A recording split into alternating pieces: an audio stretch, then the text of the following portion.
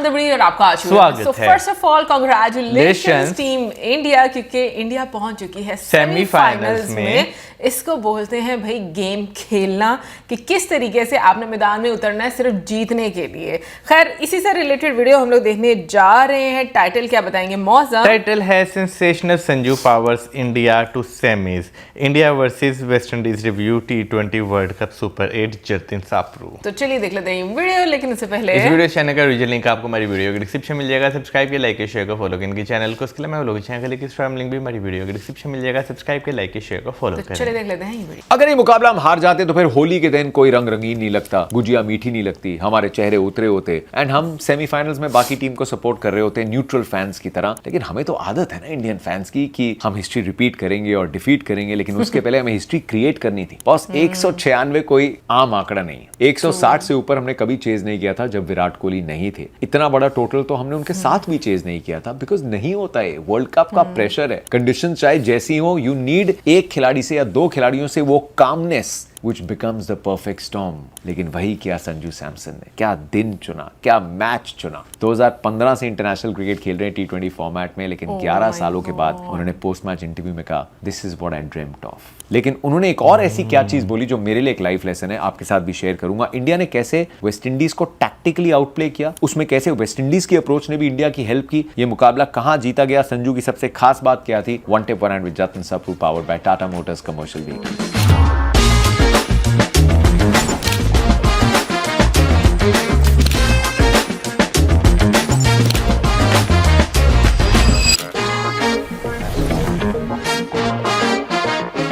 छठी बार पहुंचे हम सेमीफाइनल में यार, ये कोई आम बात नहीं है। 10वां एडिशन है टूर्नामेंट का। और जरूर शुरुआत में 2007 में जीतने के बाद हमें बड़ा बुरा लगता था ना। I was covering all those edition 2009, 2010, 2012, क्योंकि इंडिया में आईपीएल का खुमार बढ़ रहा था और हम T20 फॉर्मेट में इन क्रंच मैचेस में, नॉकआउट्स में नहीं पहुंच रहे थे। But after that it is incredible कैसे इंडिया कंसिस्टेंटली ये हासिल करती है, और लड़ झगड़ के करना पड़ा यार। This wasn't easy. अब हर कॉन्टिनेंट से एक टीम है, एक अफ्रीका से है, एक एशिया पैसिफिक से है, एक एशिया से है, एक यूरोप से है। तो हमारे चारों सेमीफाइनल्स जो हमने प्रेडिक्ट भी किए थे यूट्यूब पे, एंड ऑनेस्टली कोई रॉकेट साइंस नहीं थी। They made it to the semifinals. लेकिन इंडिया ने जब टॉस जीता एंड दे डिसाइडेड टू बोल। हम कल जब आए थे प्रैक्टिस कवर करने, 9 बजे के आसपास ग्राउंड से निकले थे और उतनी ड्यू नहीं थी। और यहाँ भी जब मिड शो करने गए थे ना, मैं और यूजी चहल, मैंने यूजी को बोला कि एक बार चेक करके देखो कितनी ड्यू है, और उस टाइम ज्यादा ड्यू नहीं थी। तो हम वापस जाते जाते कह रहे थे यार प्लीज आज ड्यू आ जाए, क्योंकि ईडन गार्डन्स पे जब ड्यू आ जाती है खेल के डायनामिक्स बदल जाते हैं। और इसीलिए इंडिया ने भी ये डिसीजन लिया था कि आप चेज करना चाहते हैं। ये चेजिंग ग्राउंड है। आईपीएल में 250 चेज होते हैं, लेकिन एक वर्ल्ड कप नॉकआउट मैच में 196 इज नॉट इजी।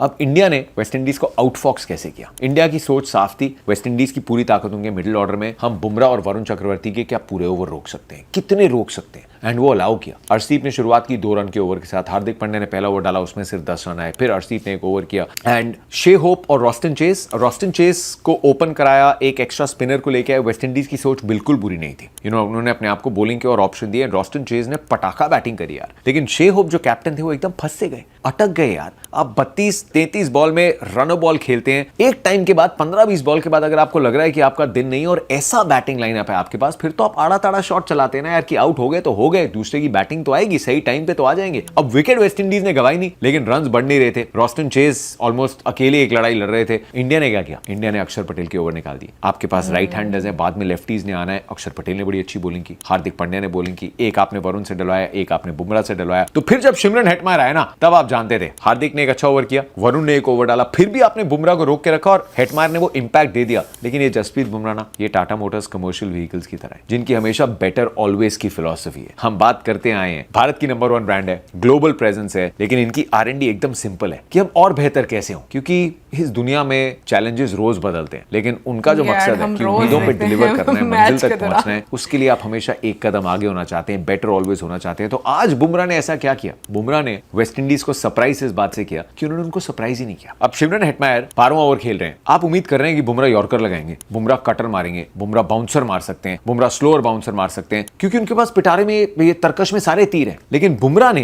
एक्चुअली वो बॉलिंग करी जो नई बॉल से करते हैं, सिर्फ लेंथ पकड़ के। शिमरन हेटमायर जो आउट हुए, ही इज प्रोबेबली एक्सपेक्टिंग कि यार ये यॉर्कर आ सकती है, ये एकदम से बॉल कैसे आ गई, ये back to back length balls उन्होंने कैसे डाला, लगा हल्का सा इनसाइड एज, आउट हो गए। फिर एक और विकेट जो उस ओवर में निकाली, वो निकाली स्लोअर बॉल से। He knows what the batter is expecting यार। कि इस टाइम पे बैटर को पता है कि मैं अपनी वेरिएशन मारूंगा, यू नो व्हाट, आज वेरिएशन मारूंगा ही नहीं, आज लेंथ पकड़ के डालूंगा। बहुत शातिर दिमाग है, and which is why he is always getting better. Her match के साथ, हर बॉल के साथ, हर स्पेल के साथ, he is a mind reader यार, इल्यूजनिस्ट है, माइंड रीडर है, and he is on top of his game. Gautam गंभीर ने अच्छी बात की प्रेस कॉन्फ्रेंस में कि अक्षर की स्पेल बड़ी इंपॉर्टेंट थी, हार्दिक पांड्या की स्पेल बड़ी इंपॉर्टेंट थी। आप शायद पीछे देख के कहें कि यार 40-40 रन आ गए, कैसे थी इंपॉर्टेंट। वरुण चक्रवर्ती की भी, ये शायद अगर और बॉलर होते ना, आप 6 बॉलर की तरफ जाते, ये और रन आ सकते थे। इन कंडीशंस में, इन अच्छी बैटिंग कंडीशंस में, इट्स अबाउट लिमिटिंग डैमेज, और लिमिट डैमेज इंडिया ने किया। जरूर वरुण चक्रवर्ती को टीम्स और बेहतर पड़ रही हैं, और बेहतर प्लान लेके आ रही हैं, लेकिन शायद कोई और बॉलर होगा तो ये और रन आ सकते हैं। So we have to look at it that point of view से कि अगर इंडिया ने 20वें ओवर की शुरुआत में रन बना दिए, वेस्ट इंडीज वो एक्स्ट्रा रन बना सकती थी। अब उन्होंने अपने कॉज को हेल्प नहीं किया, पहले 7-8 ओवर में इंडिया पे प्रेशर नहीं डाला, that's not on India. India ने उस अप्रोच का पूरा फायदा उठाया, लेकिन अब 196 बनाने आपको। अभिषेक शर्मा से 2 कैचेस ड्रॉप हुए, and I really feel for him because confidence ने हिट लिया है यार। आप कैच ड्रॉप करते हैं, आपका confidence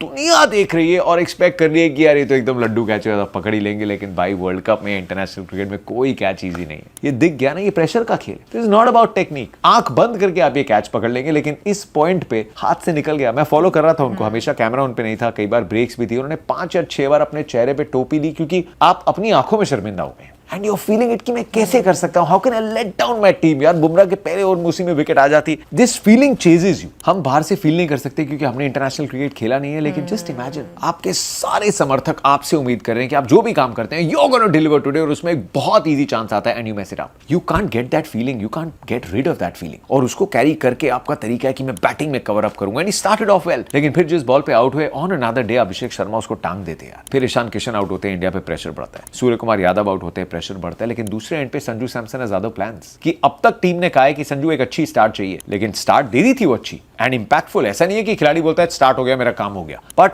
they just keep getting more aggressive, मेरा ये रोल है, मेरा ये रोल है। लेकिन 3 विकेटें गिरती है और उनको पता है कि उनका रोल बदल गया, कि अब तक संजू अच्छी स्टार्ट दे दे वाला सीन है, लेकिन संजू उतना सीनियर प्लेयर है कि उसको पता है आज स्टार्ट का नहीं, आज फिनिश का दिन है। उन्होंने पोस्ट मैच इंटरव्यू में कहा कि बहुत सारे सेल्फ डाउट्स को टैकल किया मैंने यार। इससे मैंने क्या सीखा, जब हमें लगता है ना कि हमारे साथ कोई बहुत बुरी चीज हो रही है, बहुत गलत टाइम पे हो रही है, हमारे साथ ही क्यों हो रही है, ये यूनिवर्स की, कायनात की साजिश नहीं है, ये उसकी ब्लेसिंग है कि अपने असली पोटेंशियल पे हमने जो डाउट का, जो फियर ऑफ फेलियर का पर्दा डाला है ना, उसको हटाने के लिए। न्यूजीलैंड सीरीज के पहले आप मान के चल रहे हैं संजू ओपन करने वाले हैं, whenever he is brought back into it. वो सीरीज एक ऑडिशन है उनके और ईशान किशन के लिए। Abhishek Sharma is going through the form of his life, और उसी टेक्निक के साथ जो इतने रन बनाए हैं, वो अपनी फॉर्म को दूर जाता देखते हैं, अपनी पोजीशन को जाता देखते हैं। And I will still say this, team ने जो फैसला लिया वो बिल्कुल सही था। ईशान किशन साबित कर चुके हैं पाकिस्तान के मैच में, that decision wasn't wrong, and Abhishek Sharma को अब तक टीम बैक करती आई है, and I am still certain कि सेमीफाइनल में रन आएंगे, होपफुली फाइनल में आएंगे। बट संजू का वापस आना भी उतना ही अच्छा फैसला था मैनेजमेंट का कि कहां पे आप फिट करें, to give breathing space to Abhishek and utilize Sanju. And Sanju ने नामीबिया के सामने भी रन दिए जब अभिषेक फिट नहीं थे, पिछले मैच में भी रन दिए, लेकिन ही सीन इट गो, और वहां आपने एक रॉक बॉटम हिट कर लिया कि इसी चीज का तो डर था यार, मेरे साथ अगर ये हो गया तो हो गया,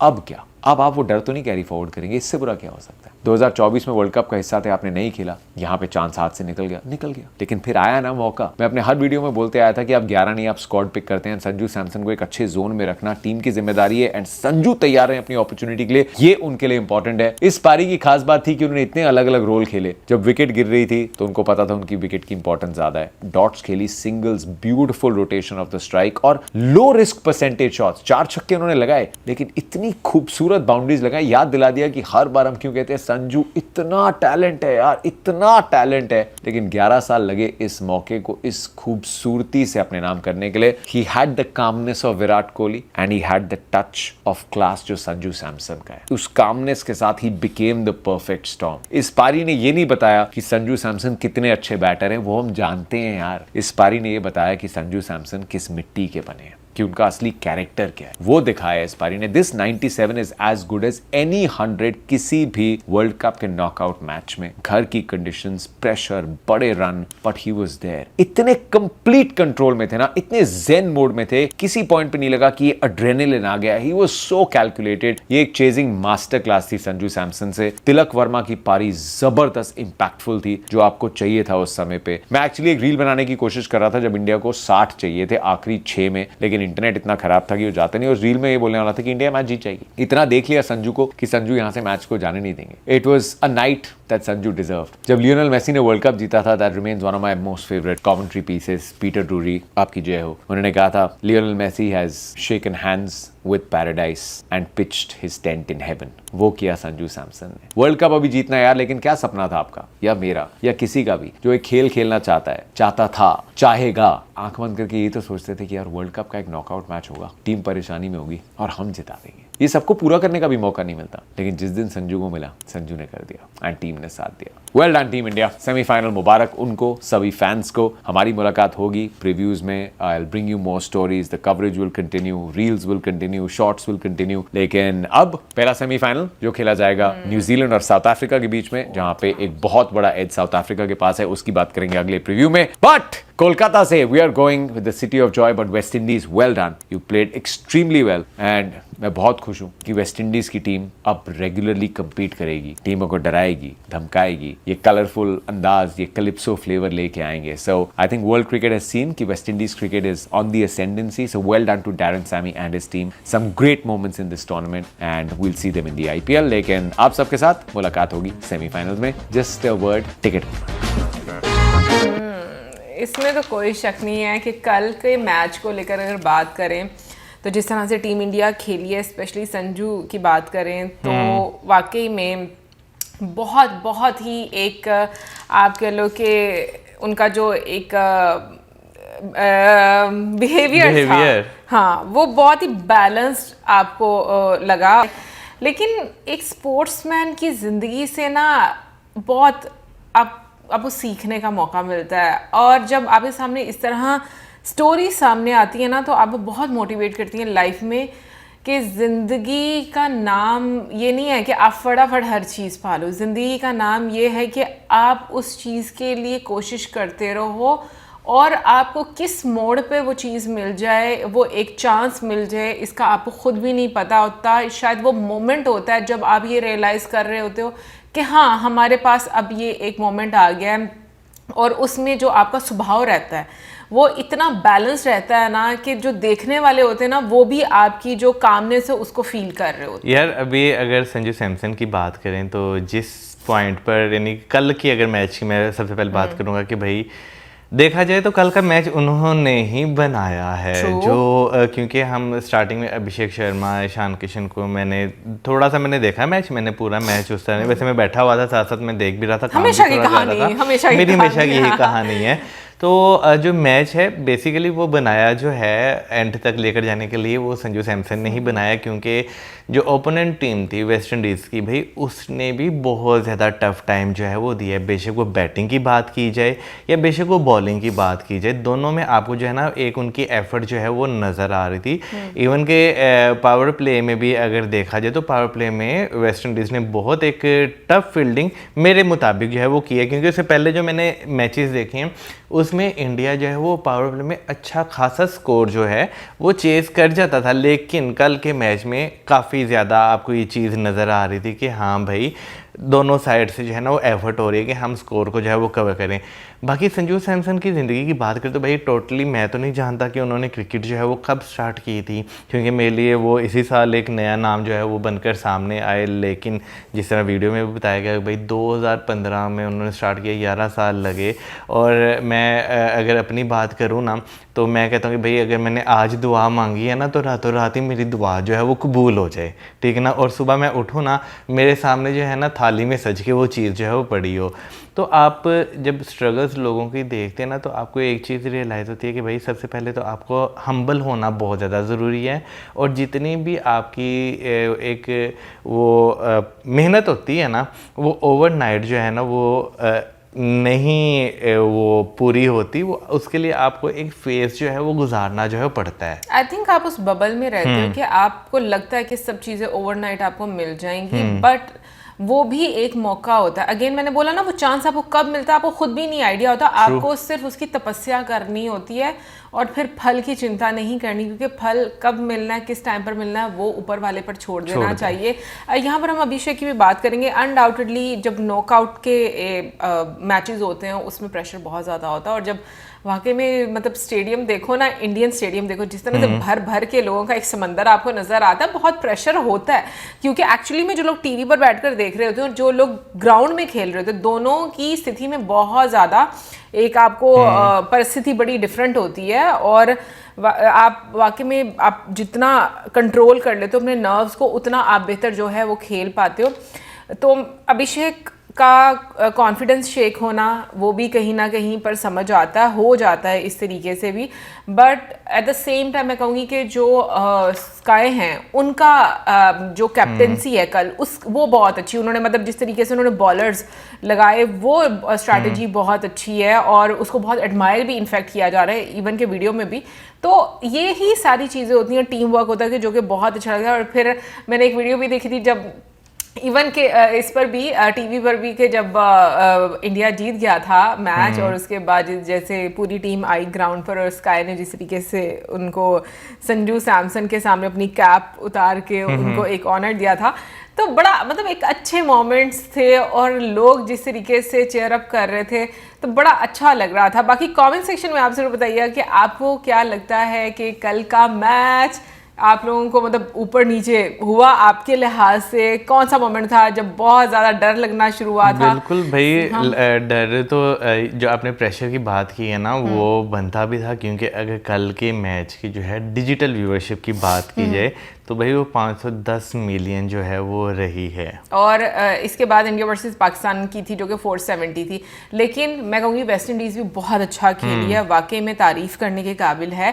जितनी भी टीम्स हैं जो कि टॉप 8 में आई हैं, मैं कहूँगी हमारी टीम को निकाल के जो कि पाकिस्तानी टीम थी, बाकी तो मुझे लगता है सब ने अच्छा खेला। बट अब इंडिया का मैच होगा भाई इंग्लैंड के साथ, तो इंडिया को चाहिए लगान वसूल कर ले, ठीक है।